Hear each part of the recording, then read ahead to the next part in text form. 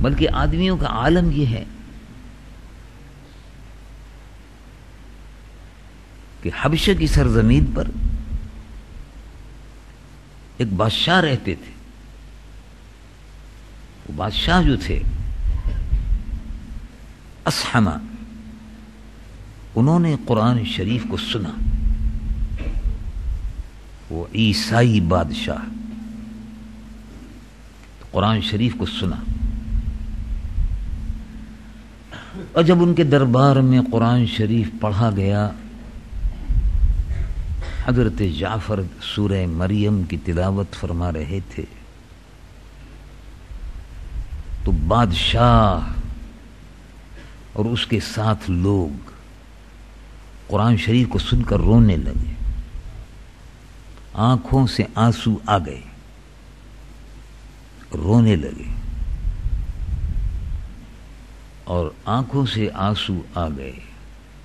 رب العالمین جل جلالہ عما نوالہ ارشاد فرماتا ہے وَإِذَا سَمِعُوا مَا أُنزِلَ إِلَى الرَّسُولِ تَرَىٰ أَعْيُنَهُمْ تَفِيضُ مِنَ الدَّمْعِ مِمَّا عَرَفُوا مِنَ الْحَقِّ. جب اس بادشاہ نے حبشے کی زمین پر ایتھوپیا میں جب قرآن کو سنا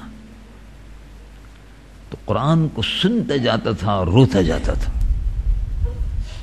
ترى اعینہم تفیض، ان لوگوں اور جو ان کے ساتھی تھے، تفیض من الدمع مما عرفوا من الحق، آنکھوں سے آنسو نکل رہے تھے، رو رہا تھا. He was crying after the recitation, listening to the recitation of the Holy Quran.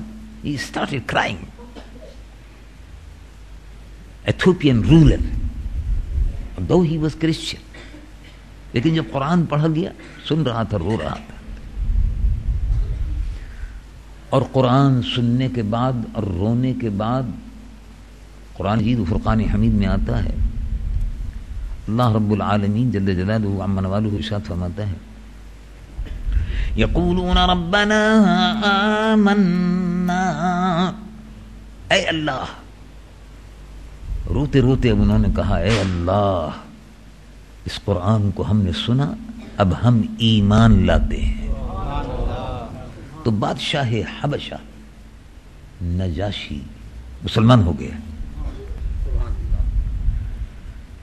قرآن مجید و فرقان حمید کو سن کر انسان مسلمان ہو گیا.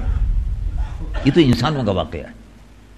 اور قرآن مجید و فرقان حمید کی اور بھی آیات طیبات ہیں جن سے اس کے شواہد ملتے ہیں، لیکن میں مختصر سی بات کرتا ہوں، پھر دوسری طرف چلتا ہوں.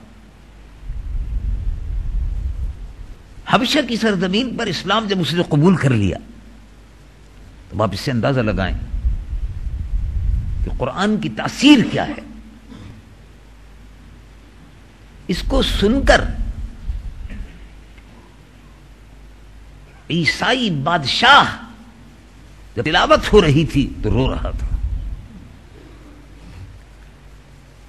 تو مسلمان کو اس سے زیادہ ادب ہونا چاہیے، مسلمان کو تو اس سے زیادہ قرآن کی محبت ہونی چاہیے، مسلمان کو تو اس سے زیادہ خشیہ الہی، اللہ رب العالمین کا خشیہ، خوف، محبت، تضرع اور آہوزاری پیدا ہونی چاہیے.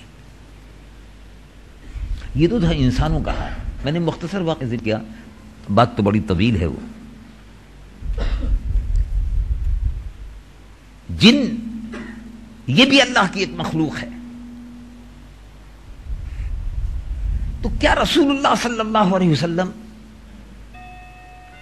صرف انسانوں کے لیے رسول تھے؟ رسول اللہ صلی اللہ علیہ وسلم سارے جہانوں کے لیے رسول تھے،